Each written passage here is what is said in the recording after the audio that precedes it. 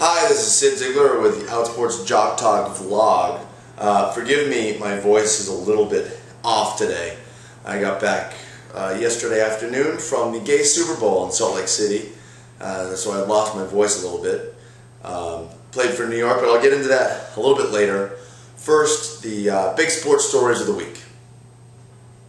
Well, in the NFL and college football, the big stories were the upsets of the week.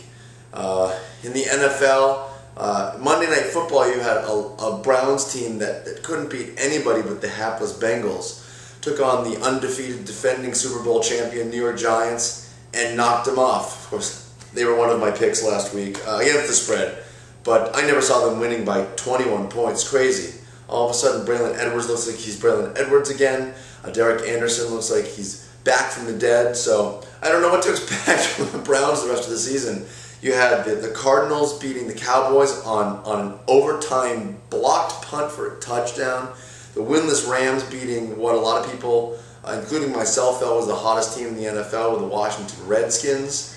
It was just crazy, a crazy week of upsets. I don't know what to think of it anymore. I still like, the Panthers and the Eagles to do well. The Titans are still, they're the only undefeated team left in the league.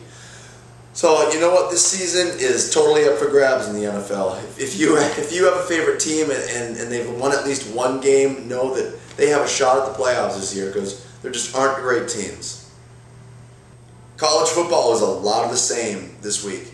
3 teams, I think this is the second time this season has happened, 3 teams in the top 5 all lost, leaving Texas and Alabama at the top of the polls. Team to watch out for now is USC. They lost a couple of weeks ago. A lot of people said they were out of the BCS championship picture, but they're back up to 6 now, and they could keep creeping up the polls as a lot of these teams. Texas has to play Texas Tech, and a lot of these teams have to play each other that are ahead of them, and have to play some other good teams. The Pac-10 is down this year, so down in quality, that is. So, the USC could easily win the rest of its games. It'll have a couple of tough games. UCLA, no matter how bad they are, will give them a tough fight at the end of the year. Notre Dame. So look out for USC to maybe creep back into the BCS championship picture. Okay, Toby is 1-1 so far this season with his football picks. Right now he has the Dodgers and the Rays in the conference championship games. So Toby, let's go back to some football, all right? We've got the Steelers at the Bengals. Who do you want? Toby. You want the Steelers-Bengals. Oh, well, he is dead set on the Steelers this week. Okay, here's game number 2 of the cat picks, Toby. Do you want the Saints or the Panthers? The Panthers or the Saints? The Panthers or the Saints? Wow, he's set on the Saints, Toby. Picking a couple of road teams. Toby picks a couple of road teams to win this week. Like I said, last weekend was the Gay Superbowl in Salt Lake City. I played with the New York Warriors and have for a few years.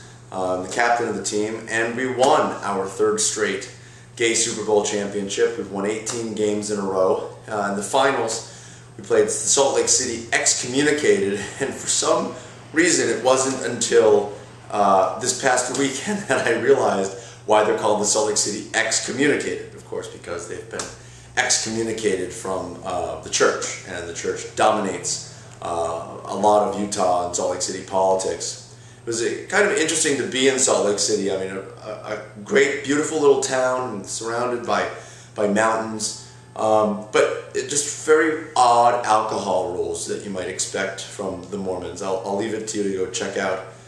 The tournament itself was great, very hard fought. My team ended up playing the Phoenix Hellraisers twice and held them off twice. They were, as far as my team was concerned, the second best team that we played. It's tough to tell how good somebody might match up against one another, but Phoenix was really good this year. They finished 15th out of 16 teams last year. They ended up finishing 7th this year, but that was in large part because they lost 2 games to us. We were the only team that they lost to. Salt Lake City also is very good. They have a very strong quarterback, and San Diego was good. with a really good defense. They almost got knocked out after finishing second last year. They almost got knocked out of the championship bracket, but they rallied to finish in the semifinals. LA is always good. They finished third for the third straight year. They keep getting to the last day and losing in the semifinals. This past year was, I think, a little bit of a heartbreaker to Salt Lake City. Michigan is another team that's improved a lot. So you have a lot of great teams improving, good teams getting even better. But one of the things that I really love about the tournament and any of these tournaments is the camaraderie. A lot of the guys from Phoenix I had never met before, but there's a nice little rivalry going now, I think, between the New York Warriors and the Phoenix Hellraisers. So much so that one of my friends on Phoenix got in trouble for giving me this. A Phoenix Hellraisers shirt. So, sorry DJ, but sorry you got in trouble, but I love the shirt. Of course, what's funny is on the back of it, it says, "We love us." Can you see that? We love us there. You know, there are very few people and teams who can get away with wearing a shirt like that. If my team wore a shirt like that, we would never hear the end of it. But these guys are great guys, so they get away with it. Anyhow, next year is probably going to be in DC. Hopefully between now and then there will be a couple of gay football tournaments. I know there's one in Chicago, the Pride Bowl next June. So if you're interested, in playing gay flag football, it's a lot of fun. There are injuries. There are a couple guys went to the hospital. There will be some surgeries as a result of the tournament, but it's a ton of fun. Part of the greatness of the tournament is the pain that you have to go through. But email me at cyd@outsports.com or go to outsports.com if you want more info about gay flag football. Just a quick shout out to a couple of hot jocks of the week. The Chase boys from University of Missouri. Chase Daniels and Chase Patton. They're the two quarterbacks. Chase Daniels is the quarterback. Patton is the backup. They graced the cover beautifully of ESPN the Magazine this week, talking about Daniels' Heisman Trophy possibilities and Patton's NFL prospects.